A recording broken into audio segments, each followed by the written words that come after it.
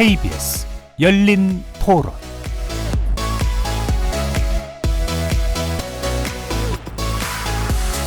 안녕하십니까. KBS 열린 토론 정준희입니다. 지금 현재로서는 한일 관계가 좋지는 않죠. 노력을 해야 되는데 일본 쪽에서 먼저 사죄하는 마음으로 가지고 오는 게 저는 맞다라고 생각을 하죠. 오히려 일본이 좀 한국하고 관계 개선을 위해서 더 노력을 해도 우리가 해줄까 말까 하는 것 같은데 그런 의지는 별로 없는 것 같고 한국을 좀 낮게 보는 마인드가 아직 있는 것 같아요. 아니 일본이랑 사이좋게 지내서 좋을 게 뭐가 있다고. 북한이랑도 사이 안 좋은데 일본이랑까지 신경 쓸 수 있을까요? 그 양측에 다 책임이 있지 않나 생각이 듭니다. 근데 이게 의지만으로 될 일은 아닌 것 같고 적정한 타협점을 찾아야 되는데 그러니까 민간 차원에서 뭔가 해결할 수 있는 방안을 제시한 거는 좋다고 보나 개선이 돼서 양국이 교류를 하고 장기적으로는 우리나라가 평화롭고 잘 사는데 도움이 되지 않을까. 이웃나라니까 잘 지내야지. 지금 국제 정세가 이렇잖아요. 주변의 나라들이. 그러니까 힘을 모아야 되지 않겠나 그런 생각에.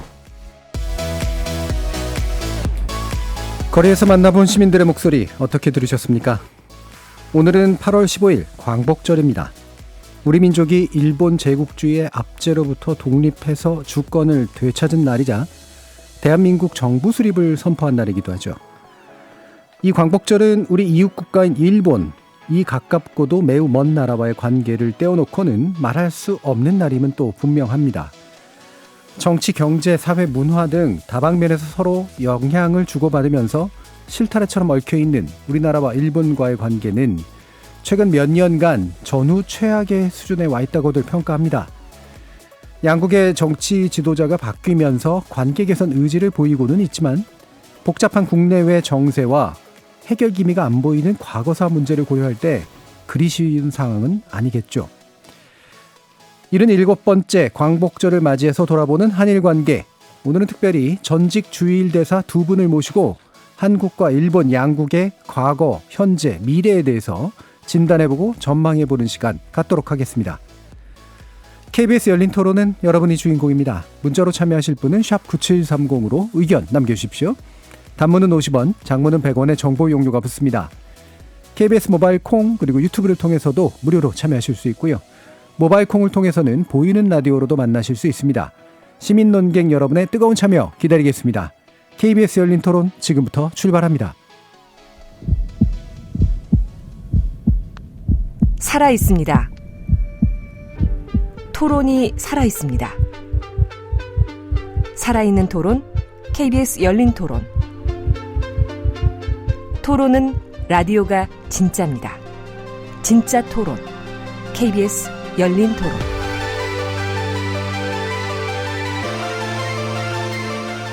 오늘 KBS 열린 토론 함께해 주실 두 분의 전문가 소개해 드리겠습니다. 먼저 지난 이명박 정부에서 제19대 주일 대사를 지내신 분입니다. 신각수 전 대사 나오셨습니다. 예, 반갑습니다. 자, 그리고 문재인 정부에서 제25대 주일 대사로 지난달까지 자리에 계셨던 분이기도 하죠. 강창일 전 대사 함께해 주셨습니다. 네, 안녕하세요. 강창일입니다. 자, 오늘 광복절 77주년인데요. 한일 양국 관계에 대해서 이제 짚어보는 그런 시간인데 이번 해의 광복절은 어떤 의미로 좀 보는 게 좋을까라는 데 대해서 한번 말씀을 두 분께 여쭙고 싶네요. 먼저 강 전 대사님 말씀 좀 주실까요? 예, 77, 77 아주 숫자가 좋군요. 예. 한국과 일본 얘기하면 지금 한국에서는 새로운 윤석열 정부가 탄생했고 일본은 이제 작년입니다만은 기시다 새 총리에 의해서 지도 체제가 이제 만들어졌어요. 네. 그리고 이제 한일 관계 이제 정상화될 때가 됐어요. 그 사이들 이제 많이들 노력을 해서 많이 풀려 있고 실무적으로는 거의 돼 있거든요. 이제 결단이 필요할 때가 아닌가 이렇게 저는 생각을 하고 있습니다. 그래서 오래 끌지 말고 디테일한 부분에 대해서 많은 차이가 있습니다만은 역지사지적 입장에서 금년도에는 좀 정상화됐으면 하는 바람이고 뭐 이거야 뭐 이 정당을 떠나서 이 뭐 한일 문제에 대해서는 뭐 여야가 저는 없다고 생각을 하고 있습니다. 제가 한일원연맹 회장도 오랫동안 했었습니다만은 그래서 여야가 힘을 합쳐서 좀 문제를 풀었으면 좋겠다 이렇게 생각을 예. 하고 있습니다. 겉보기엔 널리 그간 많은 실무적인 노력들이 좀 있었던 것 같네요. 그 예. 부분 아마 뒤에서 좀 더 자세히 들어보면 좋을 것 같습니다. 신각수 대사님은 어떠신가요? 예, 방금 강 대사님 말씀대로 현재적 관점에서 보면 한일 관계가 굉장히 어려운 시기를 지금 지나고 있습니다. 이 한국에서 새로운 정부가 출범하면서 그렇게 어려운 한일 관계를 리셋하는 좋은 계기가 왔고 아마 광복절 대통령 기념사에서도 그러한 취지로 기념사가 나올 것으로 봅니다마는 이 한일 관계의 악화가 거의 10년이 돼서 잃어버린 10년이라고들 얘기를 하고 있습니다. 그렇기 때문에 강 교수님 말씀대로 이번 광복절이 이 한일 관계를 다시 회복의 길로 들어가게 하는 아주 소중한 모멘텀이 되었으면 하는 그런 바람의 광복절이 아닌가 이렇게 생각을 합니다. 그 바람을 담아서 오늘 광복절에 대해서 이제 얘기를 나누게 될 텐데요. 마침 이제 신 대사님께서 이제 10년의 잃어버린 세월을 얘기해 주셨는데 그게 이제 지난 이명박 정부 이제 시기부터 이제 시작된 것이잖아요. 그렇죠. 그게 이제 뭐 책임 문제나 원인 문제를 따지기보다 확실히 10년 동안 훅 하고 나빠져서 그게 유지가 된 건지 차츰 더 나빠진 건지 어떻게 보는 게 좋을까요? 글쎄요, 이 관점의 차이가 있을 수 있겠습니다만, 사실 10년 동안 두 번의 리세트 기회가 있었습니다. 왜 그러냐면 두 번 새 정부가 한국에서 출범했고, 일본도 뭐 비슷한 상황입니다. 물론 아베 총리의 경우는 7년 8개월이라는 아주 긴 기간을 했습니다만 그러한 이 양국에서 새 정부가 출범할 때 좀 어려운 관계를 좀 이렇게 뒤바꾸는 그러한 계기가 있었습니다만 그걸 살리지 못했고 그러는 가운데 이 악화된 시간이 길어지면서 일종의 복합 다중골절 상태가 됐습니다.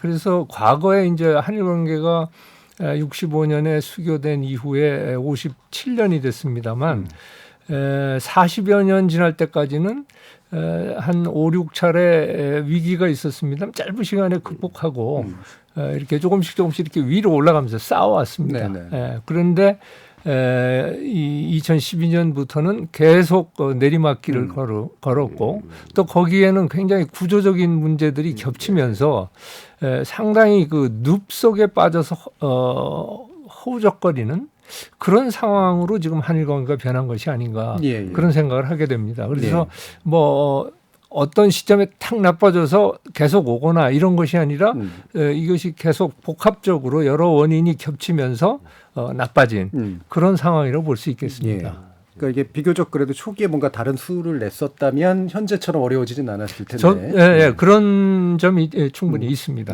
복합 다중 골절 상태라고 표현을 써주셨어요. 그러니까 그 10년의 막바지쯤에서 이제 또 이제 대사를 하셨잖아요. 강 의원님도 강 대사님 어떠세요? 지금 비슷한데요. 저는 그래서 이 갈등 관계의 구조화라는 그 용어를 쓰면서 설명을 하고 있어요. 이게 한두 정치인에 의해서 해결될 문제가 아니고 아주 상황의 변화들이 있었죠. 한일에서 또 국제 전략상의 차이도 있고요. 그래서 이제 한일에서 남북 평화 분위기, 일본에서 그거 반대하거든요. 뭐 그런 것도 있고 이제 일본이 반중 정책을 쓰고 있잖아요. 우리는 이제 거기서 좀 비켜나 있죠. 여기서도 좀 차이들이 이 동아시아 전략 자체에서 우선 일본과 한국이 좀 차이가 있다. 그러나 더 중요한 문제는 한국이 커버렸어요. 한국이 옛날에 우리가 정치적, 경제적 뭐 종속 관계라고 해도 지나치지 않을 정도로 일본이 나는 형님이다. 이번에 그런 망언도 나왔습니다만 난 형님이다. 너희 동생들 돌봐준다. 이런 식의 분위기가 있었는데 요즘 10년 전부터 한국이 되게 컸죠. 특히 디지털 문명 시대 제5차 이 산업혁명 시대에 와서 한국이 커가지고 이제 일본이 되게 한국을 경쟁 관계로 느껴요. 예. 그리고 제가 일본에 40년 전에 유학 갔다가 이번 가서 봤더니 일본이 문장가 안 좋아요. 그래서 일본에서는 잃어버린 30년이라는 용어를 쓰죠. 또 가처분 소득 같은 건 한국이 더 높습니다. 뭐 그런 것도 있고 경제력부터 시작해서 모든 분야에서 한국이 되게 빨리 달려나가고 있어서 여기서 일본은 일종의 경쟁 심리도 예. 또한 작용하고 있어요.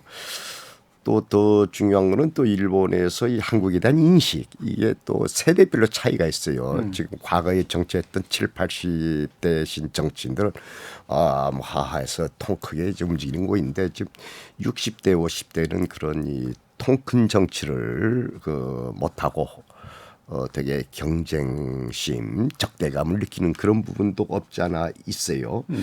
그런데 제가 늘 주장하는 것은 한일 관계 악화되는 것은 일본을 위해서도 한국을 위해서도 한국 국민을 위해서 일본 국민을 위해서 좋지 않기 때문에 바로빨리 우호정진 관계 정상화시켜야 된다 이런 주장을 했고 많은 분들이 동감을 해줍니다. 예. 그래서 이제 그 사이에 이제 많은 이 실무적으로 많이 얘기들이 됐는데 이제 결실을 맺어야 된다. 뭐 이런 주장을 하는 것이죠. 예.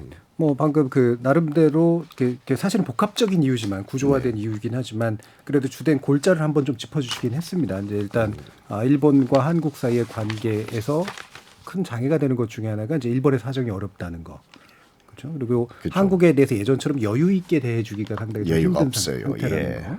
그래서 이제 예전에 경제 관계라든가 과거사 문제를 좀 분리하면서 뭔가 통 크게 나아갔던 것들을 못 하고 있다라고 하는 거. 맞아요. 그러니까 제가 얘기하는데 이제 옛날엔 뭐 투트랙이라고 하는데 저는 투트랙이야 쓰리트랙이라는 얘기를 해요. 과거 문제, 현재 문제, 미래 문제, 뭐 이렇게 또 정치, 역사, 경제에서 분리하면서 이 다원화된 이제 갈등 관계 속에서 협력 관계를 구축해 나갔지요. 그런데 이제는 전선이 하나, 전장터가 하나로 추적돼 버렸어요. 여기는 이제 지금 돌아가신 아베 전 총리의 수출 규제 문제가 결정적인 역할을 했죠. 과거 65년도에 역사 문제 때문에 한시도 편한 적이 없습니다. 그렇죠. 언제나 과거사 문제는 그랬죠. 예, 앞으로 1000년 지나도 계속 이 문제는 남아요. 그러니까 그것들을 관리해 나가면서 다른 분야는 협조를 이끌어 나가야 되는데 이게 어떻게 하나로 합쳐져서 이제는 분리해서 나가야 된다. 이게 쓰리트랙.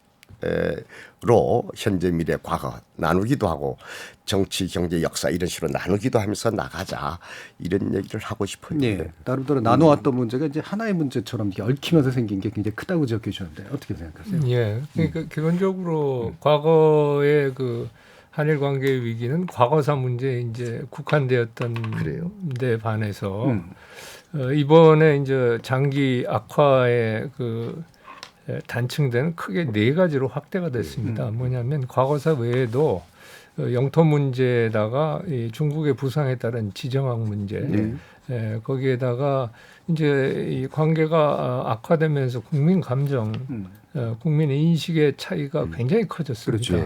그렇죠. 그게 결국은 신뢰 자산의 이제 상실이라는 그런 측면으로 이제 확대돼서 이 굉장히 이 한일 간의 전선이 확대됐고 그 뒤 배경에서 아까 우리 강 교사님도 말씀하셨듯이 한일 간의 경제 격차가 많이 줄었습니다.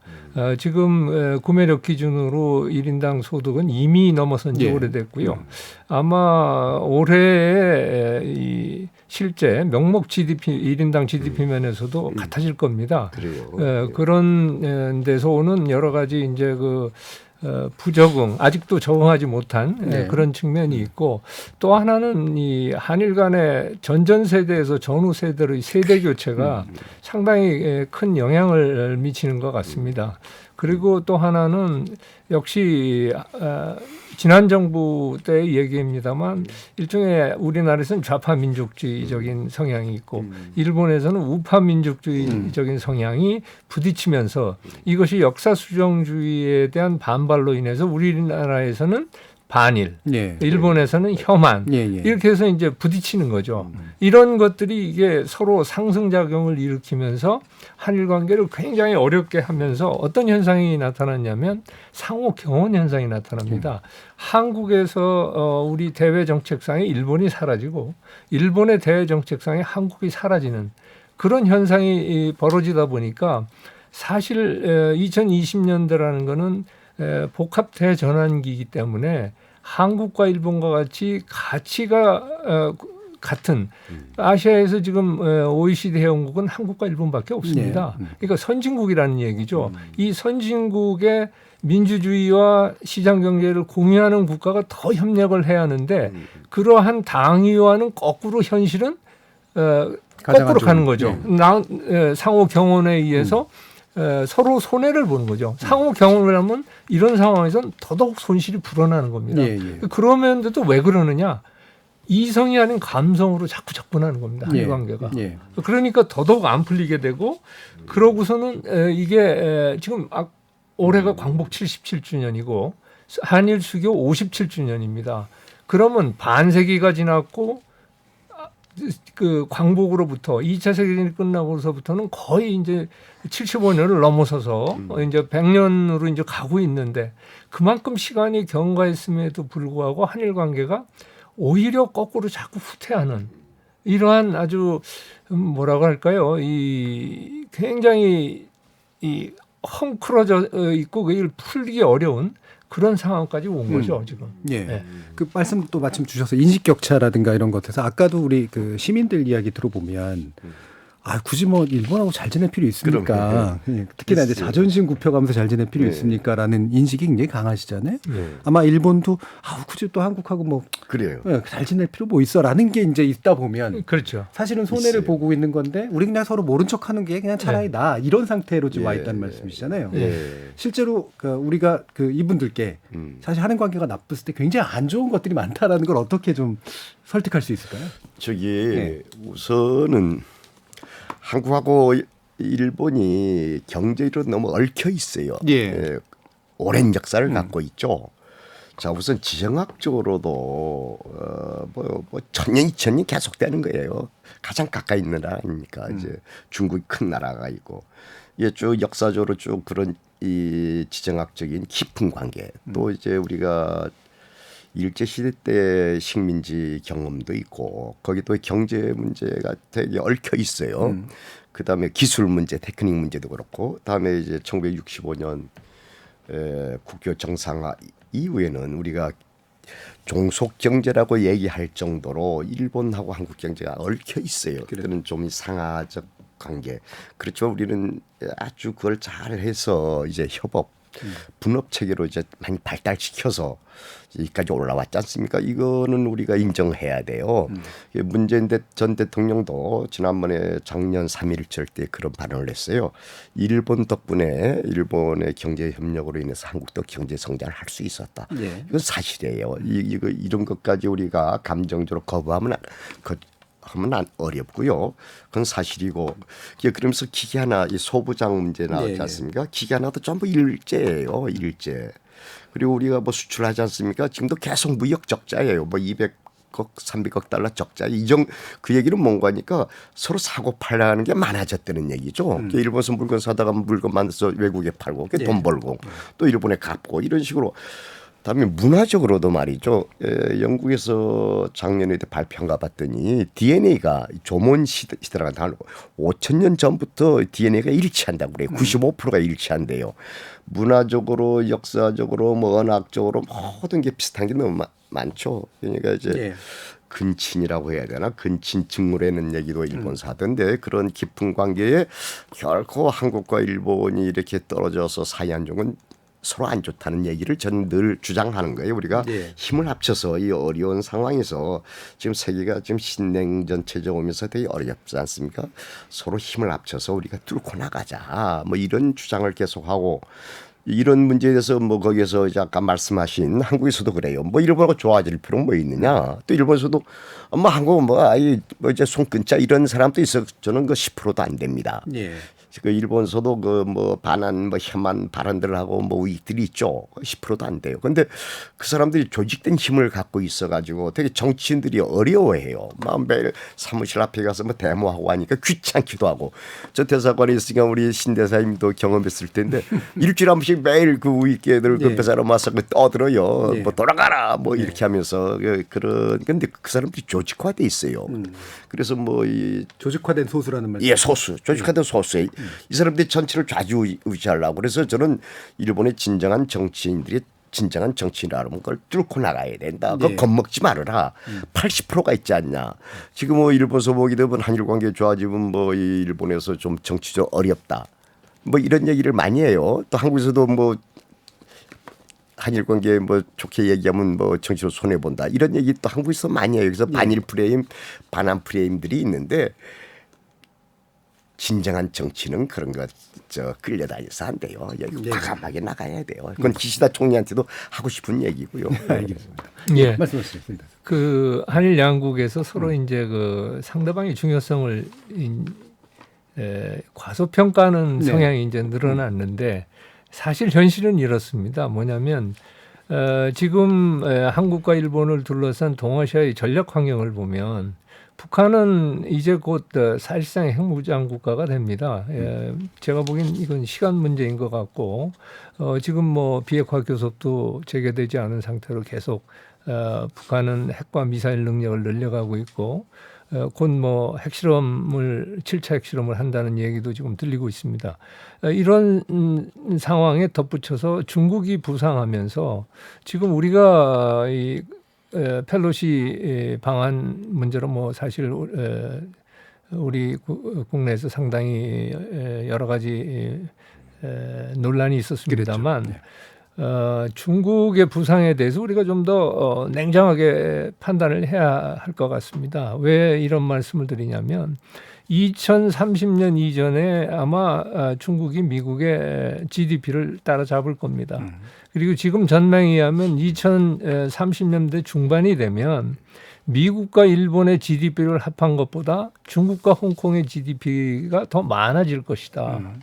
그리고 뭐 시진핑 주석이 그 내세우고 있는 중국몽의 내용을 볼 것 같으면 기본적으로는 수직적인 국제 질서관을 가지고 있습니다. 뭐 강대국 관계라든지 뭐 이런 신형 대국 관계라든지 뭐 이런 것들이 기본적으로 보면 동아시아 내에 중국을 제외한 국가에 대한 어떤 영향권을 설정하려는 그러한 의도를 가지고 있는 게 명백한데 이거에 대해서 우리가 과연 어떤 방식으로 대처할 것이냐. 일본, 미국 그리고 그 외 인도라든지 호주라든지 이런 나라들과 함께 중국이 지금 우리의 경제적 번영과 안보를 가져왔던 자유주의 국제 질서에 순응하는 그런 식으로 바뀌게끔 하는 데에는 엄청난 그런 노력이 필요합니다. 근데 그 핵심은 제가 보기엔 일본과 미국입니다. 예? 그런 차원에서 우리가 좀 더 냉정하게 일본의 필요성을 좀 봐야 할 것 같고요. 좀 우리 입장에서는 좀 안타까운 일이지만 미국의 대아시아 정책은 사실은 일본의 프리즘을 통해서 전개되는 게 현실입니다.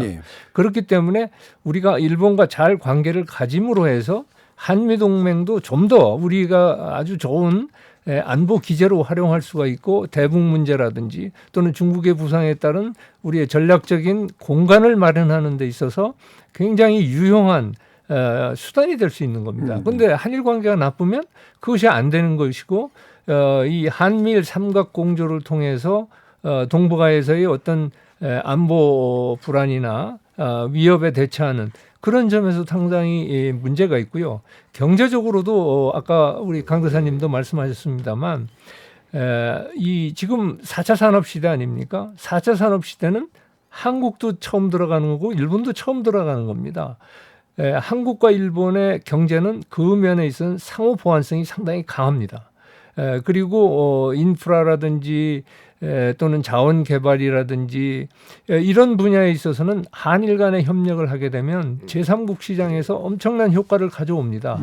그래서 제가 이제 2011년에 대사로 갔을 때 조사를 해봤더니 2009년, 10년, 11년 3년간에 1.7조행의 3국 간 협력이 있었습니다.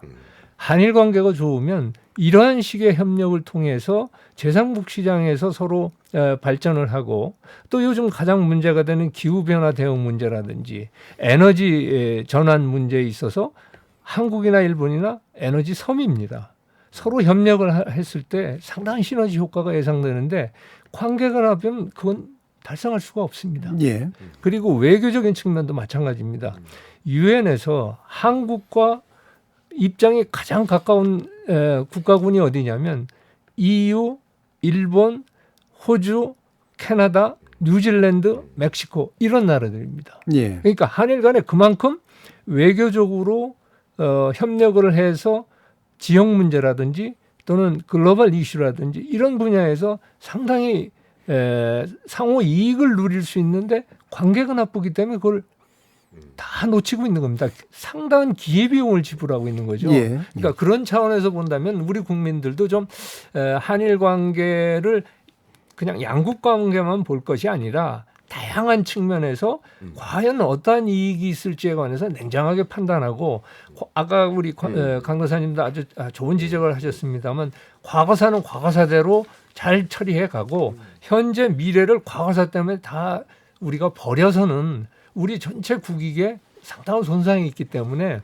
그런 점에서도 우리 국민들이 조금 더 관심을 가지고 지켜봐야 할 것 같습니다. 예. 그러니까 뭐 지금 여러 가지 지적해 주신 그런 부분들 한일 관계가 좋아야 할 이유에 대해서 예를 들면 이제 뭐 기후 협약에 관련된 문제, 선진국으로서 일단 일정한 책무의 문제, 그다음에 과거로부터 얽혀왔던 산업구조, 그다음에 미래로 또 이제 재창조해 나가야 될 산업구조상의 연관관계 등등의 측면에서 한일 관계가 좋았을 때 훨씬 더 좋은 시너지 효과가 날 거다에 대해서는 그렇게 전문가들에서는 뭐 그렇게 반대하지는 않을 것 같은데요. 대신 이제 북중 문제와 이제 한미일 사이의 관계 문제 이 부분에 있어서는 안보관도 좀 약간 다르고 국정세를 보는 데도 좀 달라서 혹시라도 다른 의견이 좀 있으십니까? 우선 말이죠. 아까 신 대표님께서 말씀했었는데 일본은 벌써 세계 전략을 세웠어요. 그게 인도 태평양 시대 뭐 이렇게 딱 제시를 해서 미국과 손잡아서 미국과 뭐 인도 뭐 호주 뭐 이런 데 다 해서 인도 태평양 시대 몇 년 됐죠. 이제 본격적으로 이제 시작이 됐어요.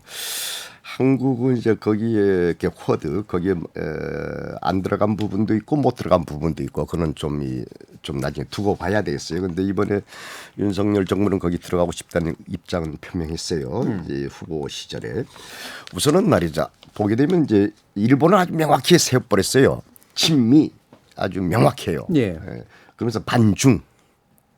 근데 한국 과거의 관계는 반환이냐 아니냐 이게 지금 아주 확실히 정하지는 않았어요. 겉으로 보기에는 반환처럼 비치는데 그 아까 신대말 일본에도 결코 도움이 안 되거든요. 그래서 이제 한국 문제는 퀘션 마크예요. 그런데 우리 같은 경우는 친미 정확했어요. 그리고 일본이 반북 이렇게 했죠. 그러니까 이제 한국까지 하게 되면 일본은 전 그 주변 국가 전부 반으로 미국 빼놓고는 다 하는 거예요. 뭐 저기 호주 이런 데 빼놓고는. 이게 동북아 질서 문제하고 직결되죠. 그런데 일본이 그렇게 해서 미국이 중국하고 대항하려고 하면은 한국 빼놓고는 곤란합니다. 그런 그 두 나라에 있어서도 우리도 이제는 신냉전 시대에 피동적으로 쫓아다닐 게 아니고 우리도 담대한 세계 전략을 세워야 되겠다 이런 생각을 하게 되죠. 그게 그러니까 그런 말에 우리 친미해야 되고 친일해야 돼요. 친일 친미. 그리고 중국하고는 말이죠. 우리가 반중 그는 저는 상책이 아니라고 봐요. 그게 이제 여러 가지 지금 기업하는 사람들을 되게 좀 어렵게 생각하는 부분인데 연중 연대를 해야 돼요. 그게 전략적 차원에서 우리가 이 동반자 관계를 이 필요에 따라서 연중 그러니까 친미 친일 연중 그리고 북한하고는 말이죠. 일본은 이제 반북 이렇게 하겠는데 우리는 저는 화북이라는 용어를 쓰고 싶어요. 평화, 화평. 평화의 관계를 유지해 나가야 된다. 여기에서 딱 보게 되면 일본하고 우리가 세계적에서 엄청 차이가 있어요. 단나라 일본이 정하지 않은 부분이 이제 한국과의 관계인데 여기서 이제 우리가 친일의 입장에 서야 된다. 여러 시너지 효과 나올 수 있잖아요. 또 지정학적인 위치가 있지 않습니까? 관계도 있지 않습니까? 그래서 손을 합쳐야 된다. 이렇게 하게 되면 엄청나게 그러면 이제 한국과 일본이 맞아떨어지는 부분이에요. 그 부분에 그걸 가지고 일본과 한국이 앞장서서 이 세계로서 웅비해 나가자. 둘이서 손잡고 그 지난번에 이수만 씨네가 교육회에서 뭐 그 유명한 가수 세계적인 가수 있죠 일본 여자들인데 그들이 이제 히트 쳤고 또 힘합쳐서 될 게 많이 있어요. 이래서 반도체 부분도 우리는 큰 전략이 있는데 일본은 세세한 부분에서 되게 힘이 있지 않습니까?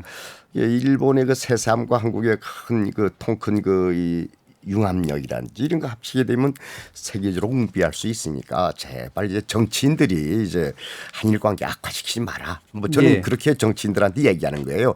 경제적으로 엄청나게 할 수 있는 부분이 있거든요. 예, 알겠습니다. 두 분의 이제 견해가 상당 부분은 유사하면서도 이렇게 살짝 차이가 나는 부분이 있다면 적어도 이제 미국과 일본 간의 관계를 친하게 만드는 건 좋으나 중국과 이제 북한 문제를 대하는 데 있어서는 일본과 무조건적인 보조를 맞추기는 좀 어려운 측면들, 그 부분을 지적해 주신 거고 또 신대사님 쪽은 그래도 이 자유민주주의 체제와 진영의 관점에서 봤을 때 거의 상당히 많은 영역에서 일본과 우리가 겹치기 때문에 그 관계를 유지해 나가서 더 필요하게 관계 개선을 해야 된다. 이렇게 일단 정리를 좀 해보도록 하고요. 이따가 이제 아마 2부 말미에서 아마 한일 관계를 어떤 시각에서 다시 개선해 나갈 것인가 이 부분은 좀 논의를 했으면 좋겠습니다. 제가 잠깐만 조금 더 부가 설명을 드리면 우리가 이제 한미 동맹을 기축으로 해서 우리 대외 정책을 전개하는데 그 기축을 보강하는 그 아주 가장 튼튼한 보강제 중에 하나가 저는 안정되고 건전한 한일 관계라고 생각을 합니다. 그렇다고 해서 우리가 중국과 뭐 관계를 적대적이나 어떤 뭐 반중이나 뭐 이런 관계로 가자는 것이 아니고 중국과는 어차피 이 가치가 다르기 때문에 일종의 화이부동의 한계가 있습니다. 그래서 그 가치가 다른 것을 전제로 해서 상호 존중하면서 상호 이익에 기반한 관계를 구축해 나간다. 라는 차원에서 어떤 면에서 보면은 한미 동맹을 하는 가운데 우리의 전략적 공간을 찾아서 한중 관계를 관리하는 그런 식으로 가자는 얘기입니다. 그렇기 때문에 제가 보기엔 뭐 우리 강도사님하고 그렇게 의견이 크게 다른 것 같지는 않습니다. 알겠습니다. 그러니까 일본과 미국과 일본 관계를 우리가 내는 데 있어서는 전략적 우선순위 명확하게 하고 대신 이제 중국이나 북한에 대해서 우리가 적대하거나 뭐 반대하거나 그런 방식으로 문제를 풀 필요는 없다. 자, 그러면 다시 또 이제 사실은 일부에서 얘기해야 될 굉장히 중요한 내용을 지금 아직 못 다뤘는데요. 이 부분도 굉장히 길게 다뤄질 것 같은데 되도록이면 일단 압축하고 2부에서 좀 더 한번 연결해서 해보면 어떨까 싶은데요. 사실 최근에 가장 큰 문제는 결국에는 대법원 판결이죠. 강제징용 문제, 강제 동원 문제에 대해서 배상 판결, 일본 기업의 배상 판결이 난 이후로 이 부분에 대해서 이제 일본 정부가 상당히 이제 반발을 하면서 말로는 이제 그것에 의한 보복은 아니라고 했지만 이른바 소부장 산업에 연관된 수출계 조치를 취하면서 이제 급속하게 경제 관계나 과거사 문제가 분리돼 있던 게 하나의 문제로 돼버린 그런 상황이죠. 자, 이 부분에 뭐 다 어떻게 해서 이렇게 된 거다라고 얘기보다는 이게 정말 풀릴 가능성이 있는 부분인가, 뭐부터 어떤 매듭부터 푸는 게 맞는 것인가에 대해서 좀 얘기를 좀 들어보죠. 그렇죠. 우선은 뭐 제가 현장에서 당신은 국회의원 할 때니까 현장에서 뛰었었는데 2018년도 10월에 판결이 나고 그 2019년도 일본에 왔다 갔다 하면서 그거 막아보려고 했었어요. 7월, 8월에. 그래서 저는 그때도 늘 얘기했던 게 이건 치킨 게임이다. 물건 사는 사람 있으면 파는 사람도 있을 거 아니냐. 그러니까 한국이 덜 손해 좀 많이 봤을 거예요. 근데 일본도 엄청나게 손해 봤어요. 그런데 그때 자민당 의원들 또 거의 대부분 만났던 사람이 반대를 했어요. 그렇게 하면 안 된다 이런 입장이었고, 근데 어떤 아베 정권에서 그거에 대한 뭐 보복적 성격인지 뭔지 그냥 딱 했어요. 그 전에 뭐 대법원 판결 났었을 때에 뭐 여러 가지 그 와중에 10월, 11월, 12월 아주 힘들었습니다. 초계기가 뜨고 막 사건들이 많았죠. 그래서 쭉 단행돼서 하는데 그다음에 지금 남은 거는 껍데기만 남았어요. 솔직히 얘기해서. 저 뭐 별로. 막 일본에서 수출을 하잖아요. 소부장. 수출을 하게 되면은 그 사람 장사해야 되니까 망하잖아요. 그럼 어디 대만이나 제3국에 가서 공장 만들어서 하고 또 한국에도 진출해요. 다른 사람 명의로 해서 하고. 그 사람이 불만이 많이. 우리는 대기업이 좀 손해봤어요. 예, 저 반도체 만드는 게 대기업이니까. 일본은 중소기업, 요 소부장 중소기업에서 주로 하거든요. 거기서 엄청난 손해를 받고 또 하나 우리는 손해를 많이 받는데 본 대신에 이제 수입 다변화 그리고 수입 대체도 있고. 대체도 있고 또 이 스스로 우리가 그 공장들 만들어서 했던 부분이 있죠. 이제 그러다 보니까 이제 몇 년 지나다 보니까 껍데기만 남았다. 이것은 이제 일본도 전부 인정을 하고 일본 정부도 저는 인정하고 그래서 핫이라도 전체적인 분위기만 좋아지면 핫이라도 풀릴 수 있는 구조가 되어 있어요. 현재. 그래서 빨리 이거 풀자. 이건 우리도 계속 손해봐서 그래요. 일본도 손해인데 우리도 계속 손해봐서 그래요. 그래서 빨리 풀자 뭐 이런 얘기죠. 그러니까 둘 다 손해 본 건 맞고, 근데 그 조치로 일본이 또 의도한 성과를 얻지 못한 것도 이제 맞은. 다시 말해 무릎 꿇릴 수 없었던 이런 상황이기 때문에 사실 껍데기라는 건 따라서 이제 그 수단은 이제 사실 의미 없는 수단이다. 의미 없어요. 이런 말씀이신 것 같아요. 그 강제동원 문제가 이제 결정적으로 그렇게 악화된 계기는 말씀하신 대로. 통상 규제 조치를 2019년 7월에 이제 도입하면서 그게 됐는데 이게 문제였던 건 뭐냐면 그 동안에는 한일 관계가 아무리 나빠지더라도 경제는 안 건드렸어요. 마지노선이 있었죠. 정경 분리의 그것이 보이지 않는 금기로서 서로 자제해 왔는데 이제 그게 풀린 거죠. 그만큼 한일 관계가 나빠진 겁니다. 그리고 소부장이라는 것은 부품의 경우에는 우리가 상당히 이제 많이 일본 의존도를 극복했는데 잘 아시다시피 소재나 장치는 그렇게 단기간 되지가 않습니다.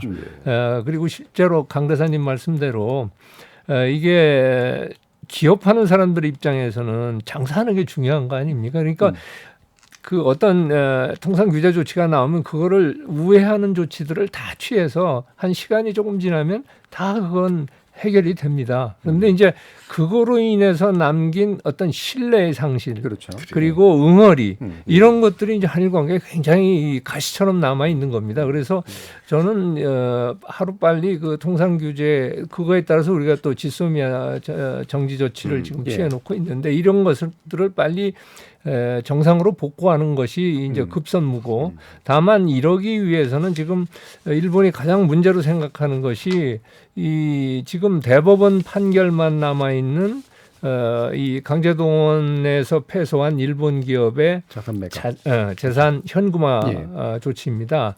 그래서 사실은 뭐 특정 시점을 얘기할 수는 없지만 상당히 얼마 시간이 남지 않았다는 것은 분명한 사실이거든요. 그렇기 때문에 저는 우선 한국 정부가 현금화를 이 피해자들로 하여금 일종의 동결 비슷한 조치를 취해서 한일 관계 이게 이제 현금화돼 버리면 되돌아올 수 없는 길을 가는 거거든요. 그러니까 우선 그걸 한 다음에 이제 해법을 가지고 정부가 피해 지원단체 또 그리고 국회를 통해서 하나의 해결안을 좀 만들고 그걸 가지고 일본과 협의해서 일본도 같이 동참해서 그거를 국회에서 여야 합의로 특별 입법을 해서 이게 왜 그러냐면 대법원 판결이 있기 때문에 특별 입법이 필요합니다. 그래서 과거의 문희상 국회의장의 제안과 같은 그 유사한 제안을 통해서 이 문제를 한일 간의 협력으로 해결하는 것이 저는 관건이라고 봅니다. 이거는 그냥 뭐 한국 정부가 해야 한다, 뭐 일본 정부가 해야 한다. 이것은 서로 볼만 딴 사람들이 코트에 넘기는 것이지 문제 해결이 안 됩니다. 그래서 제가 보기에는 기본적으로는 우리 이제 피해자들도 여기 있고 피해자 지원단체들도 있으니까 한국 정부가 조금 이 피해자나 지원단체를 설득해서 우선은 1단계 조치로서 현금화가 이루어지면 끝나니까 이루어지지 않도록 하는 조치를 하고 그래서 시간을 번 다음에 그 벌은 시간 가지고 이 아까 말씀드린 두 가지 연계된 통상 규제와 지소미아 조치를 해결하고 그렇게 되면 어느 정도 동력이 붙거든요. 예. 그 동력을 가지고 이제 최종 해법을 가지고 좀 이 관련 당사자들 간에 좀 협의를 해서 일본까지 나중에 포함해서 이 해결해 나가는 그러한 수순을 밟아야 하지 않을까 그런 생각을 합니다. 예. 기본적으로 이제 신 대사님 말씀 주신 게 이제 현재 윤 대사 지금 주일 대사에서 이제 의견 낸 것과 유사한 경로인 것 같긴 합니다. 일단 동결 조치를 먼저 취하고 시간을 벌어서 피의자의 동의와 상호적인 어떤 조치를 얻어낸 다음에 결국 문제를 해결하는 쪽으로 가자 쪽이신데요. 어떠십니까? 예. 우선은 뭐 이 자리에서 우리가 사인의 입장에서 여기 참여했기 때문에 그런 얘기 충분히 나올 수 있어요. 이런 것들이 말이죠. 저는 이제 민관협의회가 있지 않습니까? 거기서 민관협의회는 피해자 의견, 국민들의 의견을 이제 수용 들어야 되거든요. 거기서 자유스럽게 이런 얘기가 나와야 되는 것이지. 정부가 대사가 얘기할 직접 건 발언하는 건 아니다. 하면 안 되는 거예요. 그거는 아직 그런 의견 수렴이 안 됐기 때문에 실제로 외교부에서도 그런 식으로 그러니까 대사가 한국 정부 입장이 돼버렸잖아요. 아직 그런 것까지 오지 않았어요. 이런 얘기들 많이 와야 돼. 그러니까 그런 얘기도 있고요. 저는 이제 옛날부터 과거부터 얘기했는데 대유변제 우선 국민 보호해야 되잖아요. 우선 정부가 돈 내놓으라. 큰 돈 아니에요. 한 뭐 몇백억 되면 되는데 해놓고 일본 정부에 구상권 청구하자. 그런 방법도 있을 수 있고요. 양국 기업 간의 자발적 성금에 의한 자금을 모아서 갚아내는 방법도 있을 수 있는데 그렇게 하게 되면은 일본 정부가 협조를 해줘야 돼요. 그렇죠. 왜냐하니까 일본 기업도 돈을 내놔야 되거든요. 지금까지 아베 정권에서 막아버렸거든. 돈 내놓으면 안 된다. 뭐 이렇게 했는데 협조했다며 구상권 청구한다면 일본에서 야금 명분에 어긋난다 이래서 반대할 수가 있어요. 그래서 여기에서 일본 정부도 역지사지적 입장에서 이런데 협조를 해줘야 된다. 이 양쪽 두 손이 맞아야 돼요. 그래서 소리가 나죠. 여러 가지 방안이 있을 수 있습니다. 있을 수 있는데 그런 것들을 하루빨리 정부가 수렴해서 입장을 내놓고 또 피해자나 국민들 동의를 얻는. 그런데 단 하나 100% 지지 못 받습니다. 그런데 과감 정치라는 건 100% 예수님도 부처님도 100% 지지 없어요. 여기서 이제 과감하게 자를 건 자르면서 이해 설득을 시키는 과정을 거쳐야 돼서 제가 늘 주장할 때 빨리 민관 협의회를 만들라. 옛날에 문재인 정부 때도 이낙연 총리 중심으로 해서 민관 협의회가 작동됐었거든요. 그러다가 코로나 하면서 올 수 없게 돼버렸는데 이제 빨리 하고 그것도 하고 이제 위안부 문제도 재단 같은 거 얘기만 되면 재단 복원도 해서 말이죠. 돈이 남아 있잖아요. 은행에. 그것도 어떻게 처리할까. 지금 60억 정도 돈이 남아 있거든요. 저는 뭐 얘기했어요. 60억 나가 한국 정도 돈 내놓으라. 300억 내놔서 그거 가지고 위안부 문제 해결하자. 지금 위안부 할머니들께 지급해야 될 돈이 뭐 한 6, 7억 정도거든요. 그럼 60억에서 충분히 할 수 있거든요. 단 이것도 일본 정부가 협조해 줘야 되고.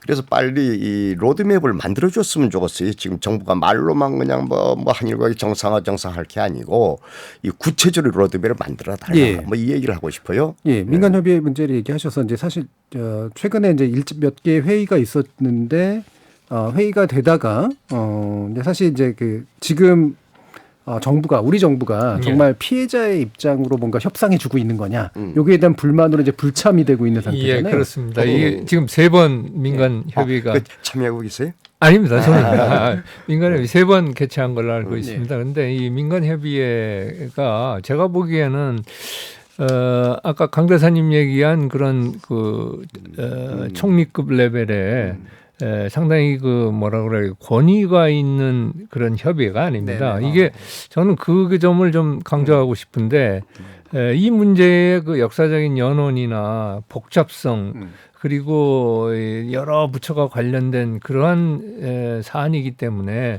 조금 더 이 정부의 고위 레벨에서 관이 참여를 하고 민간도 좀 이 피해자나 지원단체들을 권위를 가지고 좀 설득할 수 있는 그런 민간 인사들이 선임이 돼서 그 진정성을 가지고 대화와 소통이 이루어지지 않으면 전혀 저는 진전이 없다고 생각을 합니다. 그리고 강 대사님 말씀대로 중요한 것은 로드맵입니다. 이게 왜 그러냐면 이 문제가 딱 하나만 있는 것이 아니고 또 이 문제 자체도 복잡할 뿐더러 군대 위안부 문제도 있고 아까 얘기한 뭐 통상 규제, 그렇죠. 지소미아 예. 이런 문제들이 다 이게 얽혀 있기 때문에 저는 그런 차원에서 좀 구체적인 행동에 바탕을 둔 로드맵을 만들어서 그걸 가지고 피해자를 설득하고 그 내용 가운데 피해자들이 원하는 보상과 이 사죄 그리고 제가 보기엔 사실 거기에 좀 빠졌다고 생각을 합니다만 이 과거사에 대한 역사 교육 문제, 역사 연구 문제 이것이 사실은 우리한테는 더 중요하다고 생각을 합니다. 그래서 그런 것까지 포괄하는 보다 광범위한 로드맵을 빨리 작성을 해서 그걸 가지고 구체적으로 이렇게 그 좀 권위 있는 단체에서 행동으로 옮길 때 저는 피해자나 피해자 지원 단체들도 좀 납득하고 따라오지 않을까 그런 생각을 했습니다. 예, 알겠습니다. 그렇게 해야 돼요. 예. 두 분의 말씀에 이제 기본적인 궤는 좀 유사하시고요. 대신 전반적으로 현재 정부가 풀려고는 하고 있으나 이제 실질적으로 풀기 위한 권위를 가진 어떤 관계자라든가 당사자의 만남 이런 데서 좀 부족한 부분들. 좀 로드맵에서 이제 결핍된 부분들. 그러니까 그 부족한 정도가 아니고 지금 잘 모르겠어요. 뭐 명단도 제대로 공개도 안 되고 이래서 우리 신대사님 같으신 분들 뭐 이런 분들 처음 들어가서 저는 추천할 때 말이죠. 그 반기문 그 사무총장도 추천했었어요. 이러니까 제가 이제 대사할 때에 이런 식으로 풀어나가 보라 민간협의 만들라 그 반기문 총장님 같은 분도 거기 들어와서 같이들 대화하고 그분이 그 전에 일본 왔었을 때 한일 현인 회의를 저한테 이제 했어요. 아소타로 만나서 이런 분들 좀 하고 또 각각 경제 전부가 얽혀 있잖아요. 안보 경제 국방부 기재부 전부 참여해야 돼요. 그런데 이게 무슨 상생 내기 위해서 말이죠. 그 뭐 하는 흉내 내기 위해서는 것처럼밖에 안 보이고 또 들러리 살아 피해자 단체 사람들 만나봤더니 뭐 그냥 뭐 일방적으로 통보해서 뭐 우리가 들러리 서는 거냐 그래서 뭐 나왔다는 얘기를 들었었는데 좀 진정성 가지고 여기에서 시간 많이 안 걸려요. 안 걸릴 수도 있어요. 매일이라도 회의하는 거죠. 그 좀 이 전문가들이 모여서 회의하면서 로드맵 만들어서 또 그러면 외교가 해줘야 될 문제가 있지 않습니까? 그럼 일본에 가서 그냥 또 실무적으로 합의하고. 그래서 의지만 있다면은 나는 가능한데 지금 저는 뭐 열심히 하는 것 같지가 않아요. 좀 답답합니다. 그러니까 중요한 거는 그런 어떤 공적인 성격 그리고 도덕적 권위를 가진 위원회가 출범하는 게 필요할 것 같고요. 그 위원회의 작업 토대가 될 로드맵을 외교부가 좀 주도해서 좀 그걸 작성해서 그렇게 해서 나간다 그러면 제가 보기엔 아주 집중적으로 이 대화와 소통을 한다 그러면 그 가운데서 제일 중요한 건 신뢰입니다. 피해자나 피해자 지원 단체들이 정부를 신뢰하지 않으면 백약이 무효입니다. 그리고 됐다 할지라도 그게 이행이 안 됩니다. 알겠습니다. 자, 부족한 아마 굉장히 중요한 두 가지 문제. 왜 한일 관계가 악화되어 왔는가라는 부분과 그것에 굉장히 중요한 어떤 계기나 증상을 보여주고 있는 이 강제 동원 배상 문제를 어떻게 또 해결해야 될 것인가 두 분의 말씀을 좀 들어봤고요. 여기서 일단 1부 정리하고 이어지는 2부에서는 새로 이제 지도부가 교체된 일본 정치와 한국 정치에 대해서 어떻게 좀 더 접근하면서 이해할 것인가의 문제를 좀 다뤄보도록 하겠습니다. 여러분은 KBS 열린 토론과 함께하고 계십니다. 토론이 세상을 바꿀 수는 없습니다. 하지만 토론 없이 바꿀 수 있는 세상은 어디에도 없습니다.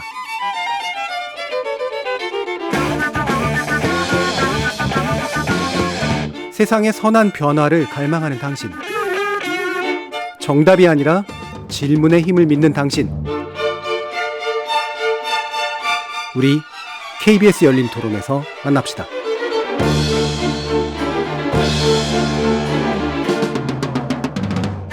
KBS 열린 토론 77주년 광복절을 맞은 한일 관계에 대해서 살펴보고 있는데요. 한일 관계 전문가로 꼽히는 두 분, 강창일 전 주일대사, 신각수 전 주일대사 두 함께 하고 계십니다.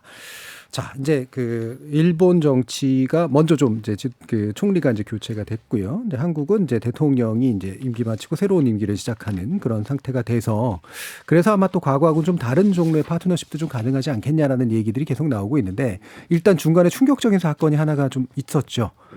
물론 이게 이제 아베 전 총리가 이 모든 짐을 짊어졌어야 될 사람이냐에 대해서는 뭐 여러 가지 생각이 좀 있습니다만 충격적인 사망을 했습니다. 네. 그래서 이게 이제 현재 문제를 푸는 데서 혹시라도 이상한 데미지가 가지 않을까라는 생각도 좀 있어서요. 일단 네. 의견 좀 주시죠. 예, 아베 전 총리 뭐 잘 아시다시피 일본 역대 총리 가운데 최장수 총리를 예. 했고요. 그리고 사실은 2010년대 일본의 외교안보 정책을 이끌었던 그렇죠. 그런 인사입니다. 그리고 우리나라에서는 이제 보수 이익 인사로 알려져 있습니다만 또 그 이면에는 굉장히 실용주의적인 그러한 측면도 겸비했기 때문에 아마 그렇게 롱런을 했다고 생각을 합니다. 이런 아베 전 총리가 이제 갑작스럽게 이제 사망을 했는데 저는 긍정적인 측면과 부정적인 측면이 있으리라고 봅니다. 동시에 긍정적인 측면이라고 한다면 아베 총리가 어쨌든 지금 장기 집권 체제에 들어간 자민당의 가장 오른쪽에 있는 파벌의 네네. 영수였거든요. 예.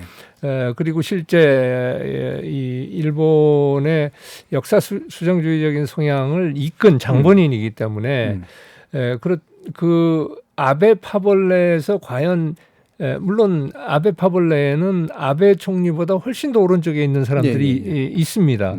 그렇지만 아베 정도의 그 강한 리더십을 발휘할 인사들은 지금 현재 없다. 없습니다. 그래서 파벌 영수 선출이 원래 이루어져야 했는데 아직까지도 이루어지지 않고 있는 잠정 체제로 지금 가고 있습니다. 그런 차원에서 본다면 가장 우리에게는 좀 껄끄러운 소위 역사 수정주의를 내세우고 있는 아베파의 그 구심력이 이제 떨어진다는 그런 긍정적인 효과는 있을 것 같습니다. 다만 부정적인 효과는 아까 말씀드린 대로 아베 총리가 상당히 실용주의적인 노선을 견지하면서 일종의 그 보수익이 너무 튀는 것을 막아주는 그런 역할을 해온 것도 사실입니다. 그런데 이제 그 병뚜껑이 열린 거죠. 그렇네요. 네, 그러니까 과연 아베 파벌 내에 있던 사람들이 이제 각계약진을 하게 되면 조금 더 이 우파 목소리가 시끄러워질 그리고 그것이 일본의 외교안보 정책에 미칠 부정적 우리 측면에서는 부정적인 거 아니겠습니까? 그래서 그러한 가능성은 좀 마이너스적인 측면이 있다. 이렇게 저는 분석을 하고 있습니다. 알겠습니다. 강 대사님. 예, 재미있습니다. 예, 저는 그 지금 당분간은 아베 전 총리가 돌아가서 그 전후에 태어난 이제 이념형 정치가거든요. 그렇죠. 물론 실용주의적인 면도 있지만은 그 일본이 중국이 중국몽 뭐 이렇게 해서 대중국 뭐 얘기했는데 일본도 이제 그런 것을 그 생각하는 그 전후 재건 뭐 일본 우익의 아이콘이다 뭐 이렇게 일본 보수의 아이콘이다 해도 괜찮을 거예요. 그런데 강한 리더십과 카리스마를 갖고 있는 분이죠. 아마 한국에서 아베 총리는 제가 제일 많이 만났던 것 같아요. 사진 봤더니 한 20장이나 있더라고요. 매년 가서 그냥 뭐 밥 먹고 술 먹고. 한일 의원 그래서 본래는 되게 그 친한적이었던 분이라고 그래요. 그리고 옛날에 만날 때는 되게 친절하게 잘 내주고 그랬었어요. 그러다가 그 판결 났을 때 그다음부터 확 돌아섰는데 왜 그런지를 몰랐어요. 원래 생각 자체가 그런 건지 그는 뭐 연구를 해봐야 대상이고요. 일단은 당분간은 저는 이 아베 총리가 암살당한 이후에 그 분위기로서는 되게 우경화가 더 심화될 거예요. 그렇지만은 아까 말씀했다시피 이 원심력이 작용하고 있어가지고 지금 95명, 100여 명 되는 그 아베파 최고의 파벌인데 그게 저는 갈라질 거예요. 거기서 그 묶을 수 있는 역량 있는 정치가 안 보여요. 그래서 이제 일본도 또 한 번 정치 요동 큰 격변의 시대가 오지 않을까. 또 많은 일본 정치인들도 그걸 노리고 있는 분들도 있고요. 그리고 장기적으로 보면은 이제 저는 한일 관계에 좀 긍정적인 신호가 많지 않느냐. 이렇게 하고 자꾸 뭐 기시다 총리가 뭐 헌법 평화법이니 뭐니 얘기해서 계승한다 하는데 기시다도 그렇게 만만한 총리가 아닙니다. 그 자유람도 뜻이 있고 그건 되게 실용주의적이에요. 원래 그 파벌이 경제 중심주의, 실용주의라고 얘기할 수가 있어요. 리베랄이 많죠. 그 파벌에 기시다 파벌에. 그래서 이제는 슬슬 아베의 그늘에서 벗어나서 자기 목소리를 내지 않느냐. 그런데 이번 또 참여연에서 대승했거든요.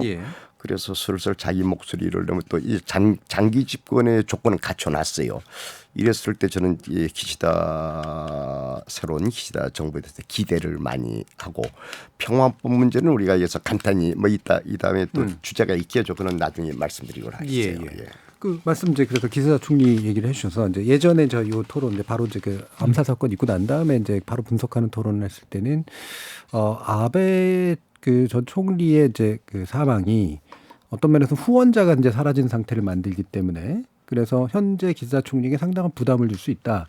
또한 동시에 이제 말씀처럼 이제 야망인도 있는 인물이라 자기 나름의 체제를 아마 구축해가는 가능성도 결코 낮지 않다. 이런 얘기를 많이 하더라고요. 이런 부분 어떻게 생각하세요? 저도 그런 분석에 동감하는 바가 큽니다.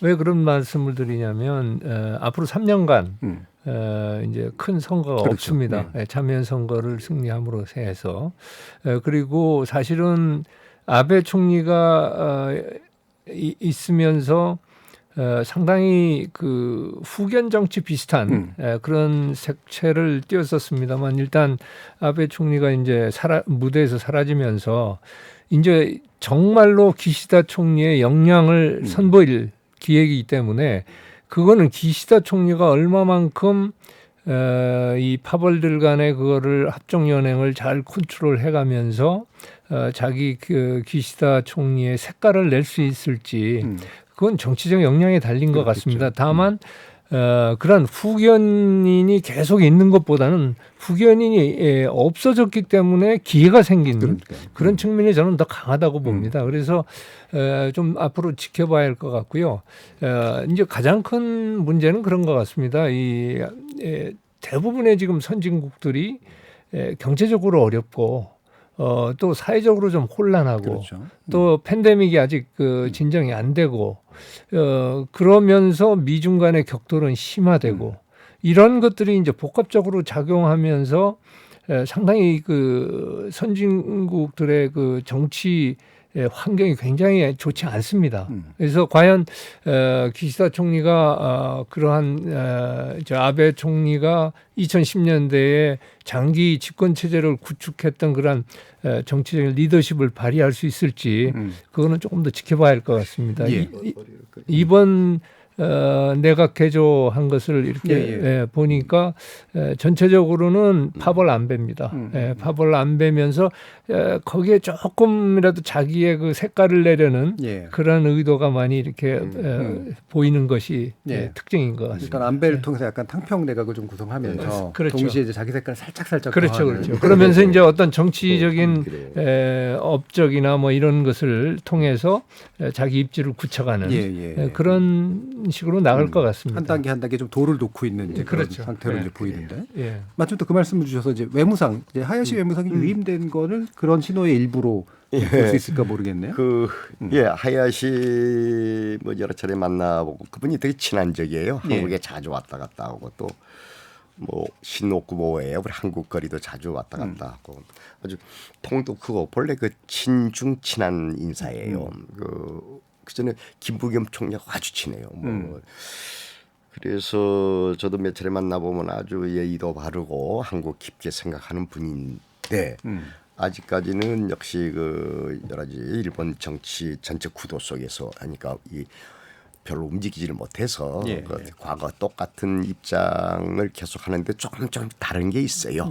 그리고 또 여기 와서 되게 지난번 취임식 때 되게 망신당한 부분이 있는데 그것도 별로 이제 문제화 시키지 않아서 잘 이끌어 나가고 있고 많은 사람들이 기대를 하고 있어요. 그런데 지금 그 같은 기시다파거든요. 예. 그래서 많은 사람들이 야 저기 하야시 저분이 외상이 총리 됐으면 좋겠다 이런 우리 제일 동포들 특히 그런 말씀 많이 하는데 뭐 정치는 게 이렇게 쉽게 됩니까? 그런데 어쨌든 그 이제 자기 목소리를 하야시 외상이나 기시다 총리가 자기 목소리를 내게 되면은 한일 관계, 한중 관계, 중일 관계 이런 데도 많은 변화가 있지 않을까 이런 기대를 하고 있고 그래서 언제부터 자기 목소리 낼 수 있을지 속은 저도 이 기시다 총리하고 총리 되기 전에 여러 차례 만나 뵀는데 되게 한국 문제 많이 생각을 해요. 그래서 풀고 싶은 의지가 강한 분인데 둘러싸여 있어서 후견설에 있어서 얘기 못했는데 지금부터 좀 과감히 해주기를 또 바라고 있고 해야 큰 정치인으로 남을 것이다. 또 이런 농담도 하고 그래요. 예. 네.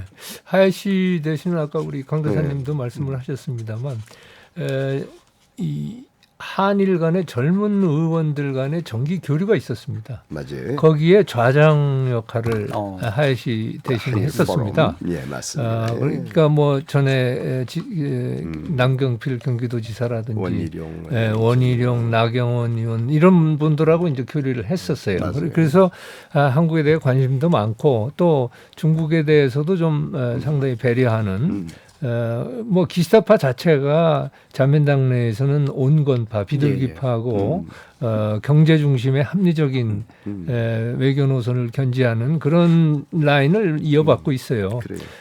그리고 이제 하야시 의원이 원래는 참의원 하다가 이제 중의원 의원으로 이제 바꿔 탔는데 그 선거구가 아베 전 총리 선거구 같은 야마구치 현입니다. 그래서 이 선거구 환경이나 뭐 이런 것도 상당히 앞으로 이제 영향을 미치겠습니다만 차기 총리 후보군에 들어있기 때문에 이 기시다 정권을 안정시켜가면서 자기의 정치적인 입지를 강화해 나가는 그런 가운데 이제 한일 관계나 일중 관계나 뭐 이런 것들을 어떻게 요리해 나가는지도 총리의 역량을 이제 보여주는 총리감으로서의 역량이겠죠.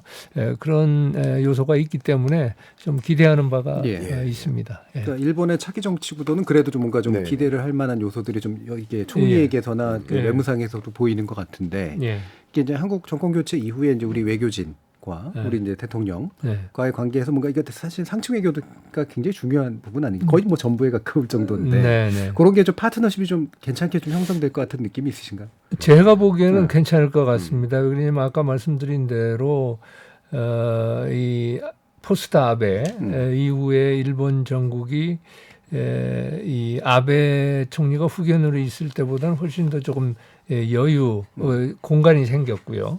한국에서는 기본적으로 윤석열 신정부가 한미동맹을 기축으로 한일 관계를 회복시켜서 그것으로 우리의 전체적인 외교 안보 정책을 펼쳐나가겠다는 그런 입장을 취하고 있기 때문에 사실 분위기는 많이 좋아졌습니다. 노선상. 근데 이제 다만 아까도 이제 일부에서 다뤘듯이 현안 문제를 어떻게 이걸 잘 해결하고 넘어가느냐. 그 디테일의 악마를 어떻게 해결하느냐 여기에 관건이 있는 것 같습니다. 그래요. 이 화려한 잔치에 먹을 게 없다고 그 아주 이 말의 성찬 그 아주 분위기 좋습니다. 그런데 이렇게 봤더니 그 디테일한 부분을 다룰 수 있는 전문가들이 별로 안 보여요. 새 정부 속에.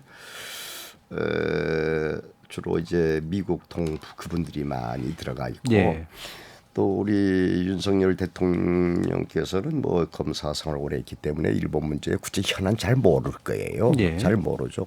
정상화 시켜야 된다. 뭐 이거야 뭐 대한민국 국민 모두가 많이 생각하는 부분인데 그거는 좋은데 디테일한 부분에서 전문가들이 별로 안 보여서 걱정이 앞섭니다. 그래서 저는 오히려 민주당 당원이기 때문에 그 하기 예. 어려운데 우리 신각수 대사님은 홀가분하잖아요. 좀 아니 이런 전문가들 의견을 좀 공부해야 돼요. 이게 외교 문제 간단한 게 아니잖아요. 공부해야 되고 별로 안 보여서 그래요. 뭐 한두 사람 가지고 될 문제도 아니거든요. 많은 또 의견이 다르잖아요.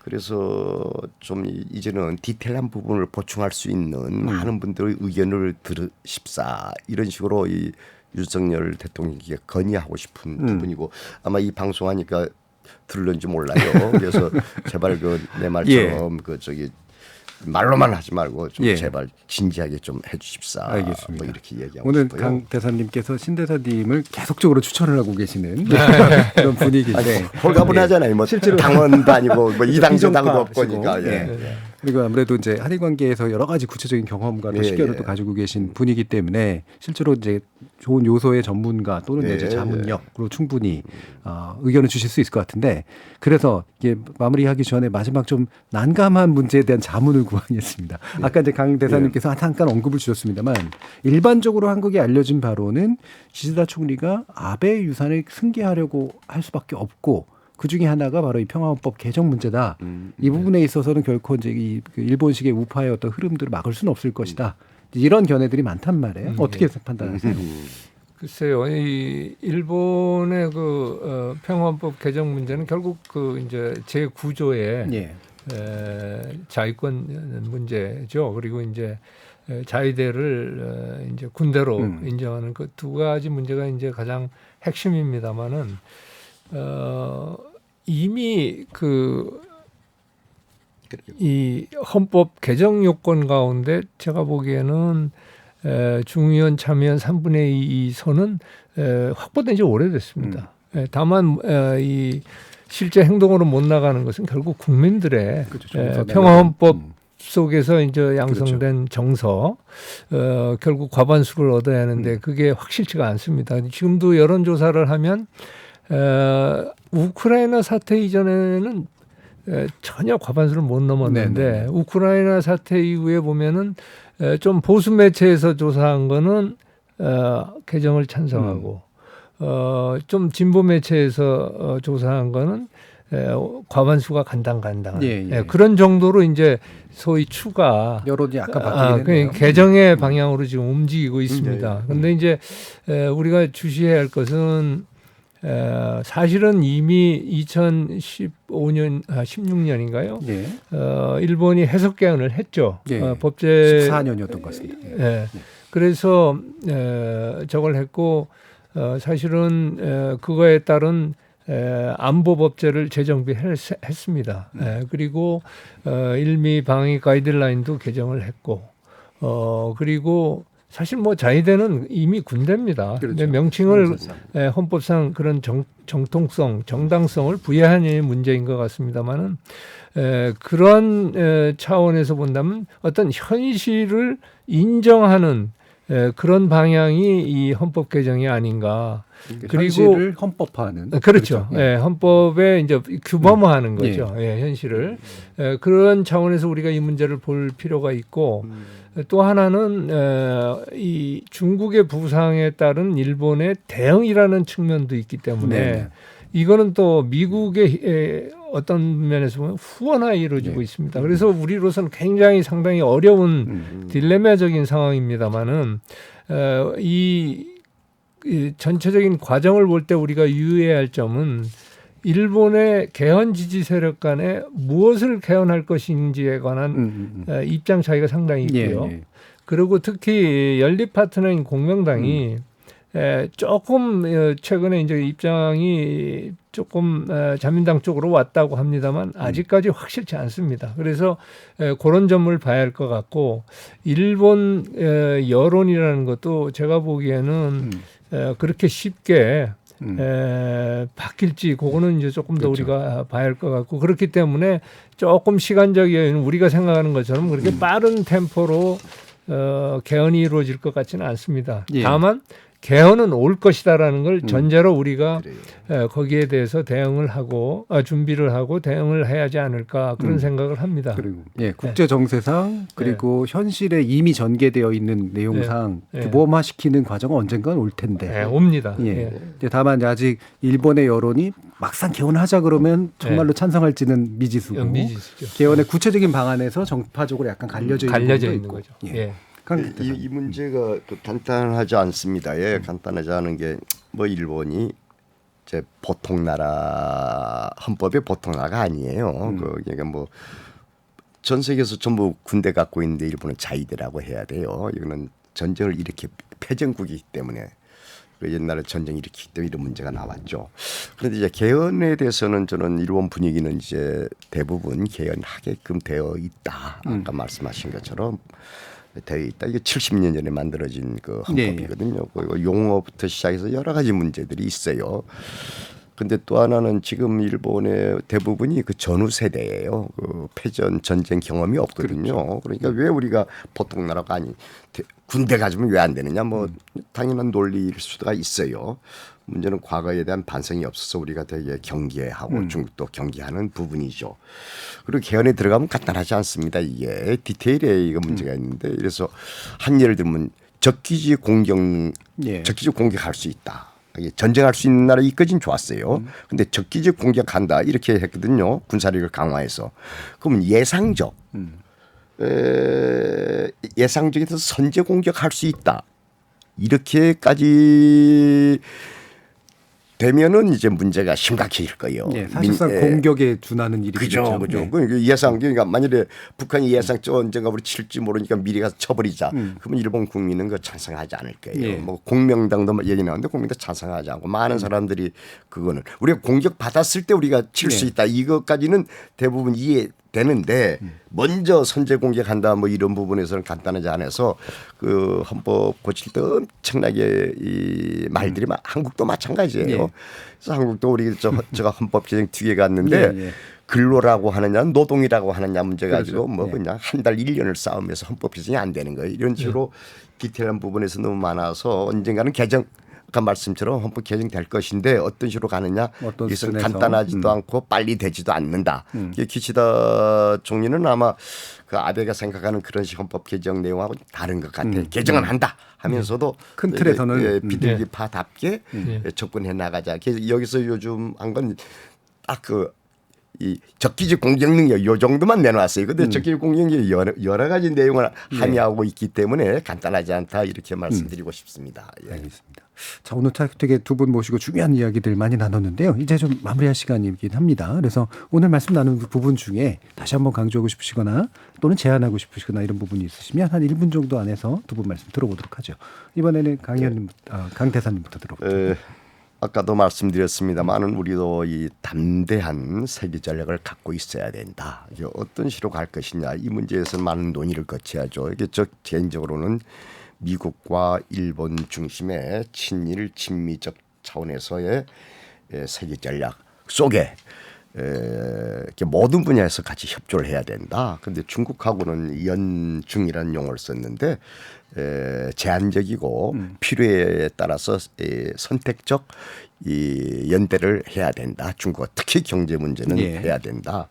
북한에 앞서는 이제 평화 관계 유지해야 된다. 이런 얘기를 드리고 싶습니다. 이제 우리도 전략을 세워야 된다. 국민들 일본을 이제 딱 세워서 이제는 일본이 이제 뭐 인도 태평양 시대 그러니까 전부 일본 국민 수용하고 이제 거기서 많은 일을 하고 있잖아요. 우리도 해야 된다. 이런 말씀을 정부 당국에 말씀드리고 싶습니다. 알겠습니다. 자, 그럼 신 대사님 마무리 말씀 들어보죠. 저는 우리 한일 관계를 빨리 이제 회복을 시켜야겠습니다만 그 과정에서 제일 중요한 것이 저는 과거사 극복이라고 생각을 합니다.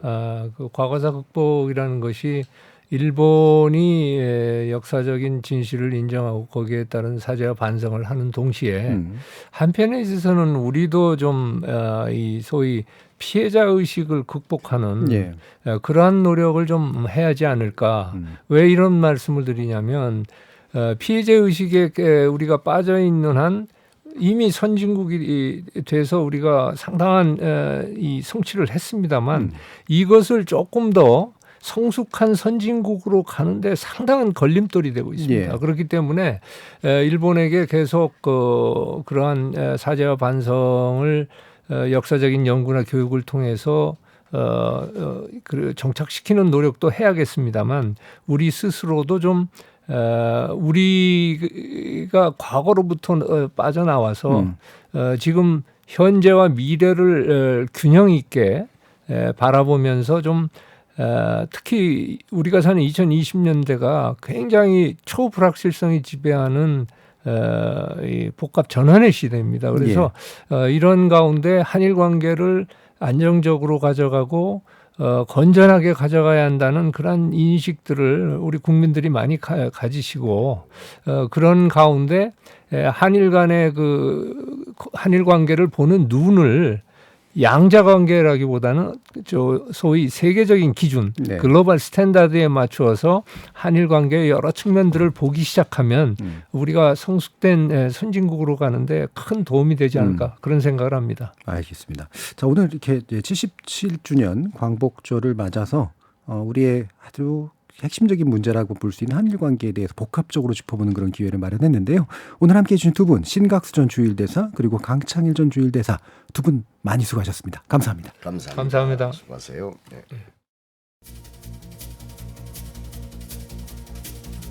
우리가 광복절을 가장 중요한 국경일로 삼는 이유는 대한민국이라는 민주공화국의 새로운 출발일이자 국가의 본질을 구성하는 독립 그리고 국권의 의미를 되살펴보는 날이기 때문이죠. 즉 단지 과거 속에 혹은 일정 국면에서의 한일 관계만이 아니라 과거, 현재, 미래를 관통해서 우리가 염원하고 지향하는 국가상을 반복적으로 회상하고 지속적으로 재정립해야 한다는 의미일 것 같습니다. 자, 이를 위해서 어떤 역사적 시야가 필요할까요? 지금까지 KBS 열린 토론 정준이었습니다.